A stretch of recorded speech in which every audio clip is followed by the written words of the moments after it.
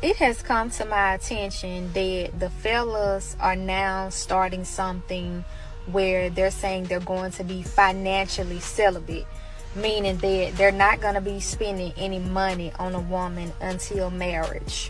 What woman in her right mind can you actually date and not spend no money on her until y'all get married? Something major is happening in 2026 that nobody in mainstream media wants to talk about. We, men, quietly, collectively, without asking for permission, are waking up. We are closing our wallets. We are walking away from relationships where we are nothing more than a human ATM. And the women who built their entire lifestyle on our money, they are in full panic mode right now. Keep watching to see why this dynamic change is really bad for them. There is nothing women love more than spending men's money. And we do that in the form of shopping. Now, they may not spend it immediately. It might be something where we spend it later.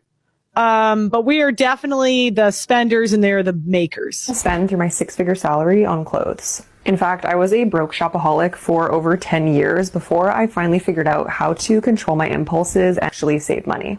I would create budgets, then break them, declutter my closet, and fill it up again. I had thousands of dollars in credit card debt and always felt behind with money. I even hid packages from my husband, and when he would ask me if what I was wearing was new, I would lie about it. A lot of women, debt is keeping them away from the man of their dreams. I know a lot of men that have dumped women over debt. Let's call it what it is. For decades, there has been an unspoken arrangement in dating. We earn, we pay, we provide. Not because it was fair or agreed upon, but because it was expected. Because society or women said so. Because we were told that our value as men was tied directly to how much money we could throw at a woman. And for a long time, we just went along with it. What's the worst financial decision you ever made in your life?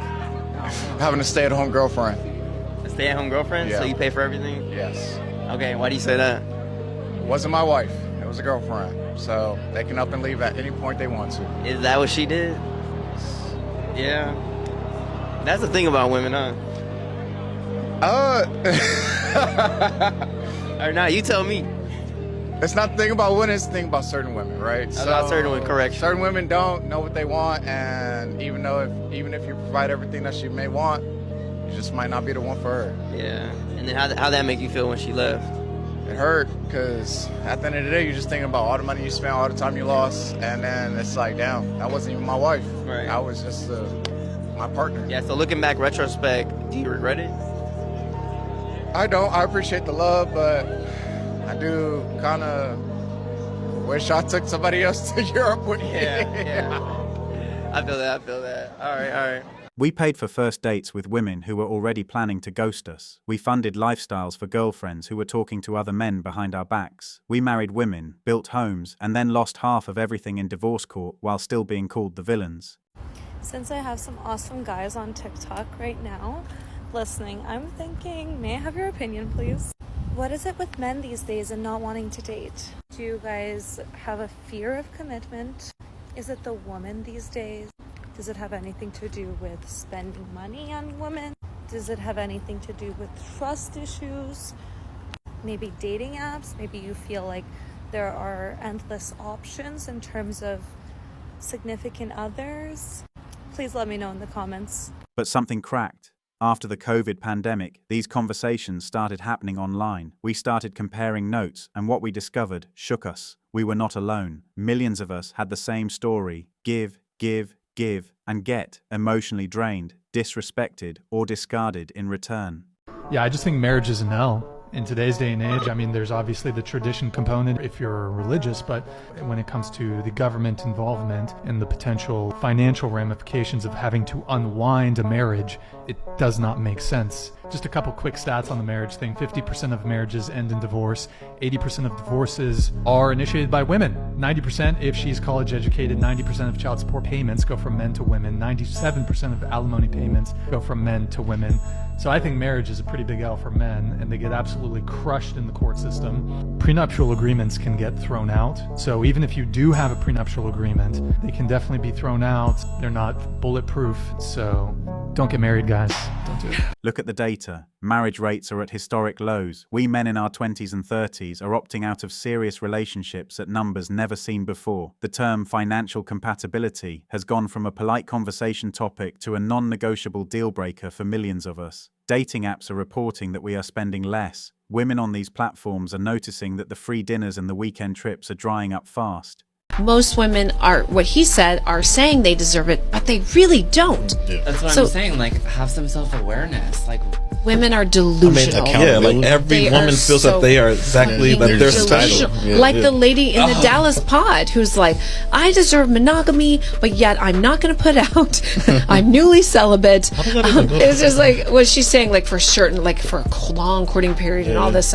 So they're delusional because they have this unrealistic expectation of what they feel they deserve. This is because we have done the math. We have looked at the cost, financially, emotionally, and psychologically, of pursuing leftover women who see us as providers first and human beings second, and the return on investment simply does not add up. When we are working 50 hours a week trying to get ahead, we cannot afford to fund a woman's lifestyle while she contributes nothing but comparisons to men she sees on Instagram. How do you and your husband split finances? We don't. We don't. If you want to work, all for that. But like any man that doesn't want to have a joint bank account or isn't being transparent with his account, that's a fucking red flag. His money is our money and my money is my money. I know so many girls in my life personally that have been with guys that weren't transparent about money, and they ended up being terrible in other aspects, and like people ended up breaking up in divorces. So that is actually my number one. They must be generous with their finances from day one. That means paying for the first date and everything. I know that it's rough out there, inflation. Like, I'm not saying to just like waste it on every single girl, but if a girl is special, you should be courting her properly. Let's be specific, because some people want to pretend this is not real. Being used as a money bag looks like this. We pay for every single date, every meal, every Uber, every event ticket, while her own income goes entirely toward her personal wants. It looks like us being guilt-tripped for saying no, being called broke or cheap for expecting basic financial contribution, or being dumped the moment our income drops. I know that I don't have it all, but I do know that I deserve something special, and that is exactly how I feel. I won't tolerate being treated any other way. These useless and leftover women pretend to be deeply interested in what we earn in the first conversation, but have zero interest in what we dream about, what we are building, or who we are as people. That is not a relationship, that is a transaction, and we men in 2026 are finally naming it as it is. See, I find it interesting that women will sit there and have these super high standards, right? And when you make them work for your validation and your attention, that's looked at as misogynistic, but when women do it, it's looked at as having high standards. Do you notice that? Double standard? So in other words, I've never experienced that personally. Well, that's you, man. I mean, you know, you might be better with the girls than other guys, but most men struggle in this situation. Yeah. See? Yeah, you got to remember, man, the average guy is struggling. Like, you know, you might be a smooth talker or whatever. I can see that you're an eloquent young man. Thank you. But a lot of guys don't have that skill set. Here is what I want to ask. Women, why is it that when women set financial standards for us, it is called knowing your worth? But when we set financial standards for women, it suddenly becomes a character flaw. We are not blind. We see the inconsistency. We see that equality is only invoked when it is convenient, and we are responding accordingly. What does a man need to do to get you guys to notice him? When you see videos of men, oh, they need to grind. You got to be the leader of the house. You need to kill an alligator with your hands. I want to hear what women want from men. This is all we want. We want a man who acts like a man, who's manly, who takes care of things. I don't need you to kill an alligator with your hands, but I need to feel so feminine around you because you are so masculine that I can turn my brain off because I know you've got it. I trust your intellect. I trust your character. I trust that I can close my eyes and follow you blindly, and I'm going to be happy about where I end up. You tell me where we're going and we're all set. And we live in a time of new age feminism and this whole idea that women and men need to be the same and they need to compete, and it's all from the enemy. It's all lies. We are not just talking about money here. We are talking about the mental load that comes with being expected to always have the answer, always have the plan, always have the cash. We carry the weight of being the financial backbone of a relationship while simultaneously being told we are not emotional enough, not present enough, not romantic enough. That is the silent tax, and for years we paid it without question. The reason why is because what's effectively happened, chat, is social media has exacerbated one of the most negative things about female nature, the need for attention, okay?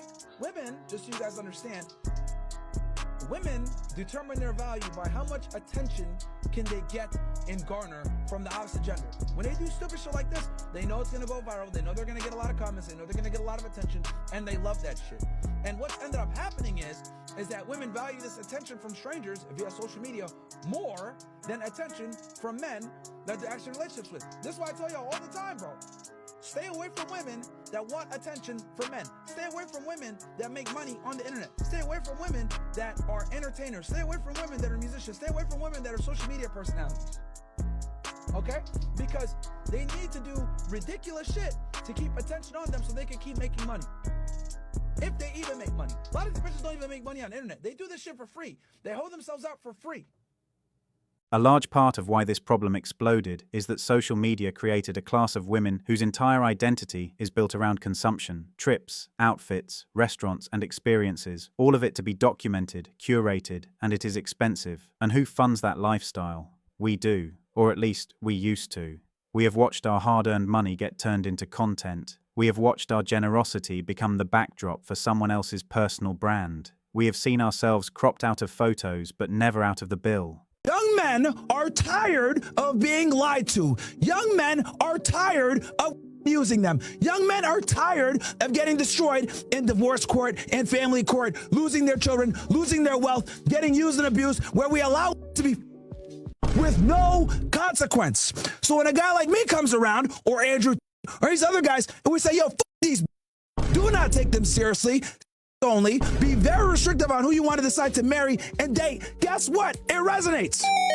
For years, we stayed quiet. We did not want to be seen as bitter. We did not want to be labeled cheapskates or misogynists. So we said nothing. We kept paying and providing like the generous, unbothered man, even when we were drowning inside. And that silence cost us. It cost us our savings. It cost us our mental health. It cost us years of our lives spent in relationships that were fundamentally unequal.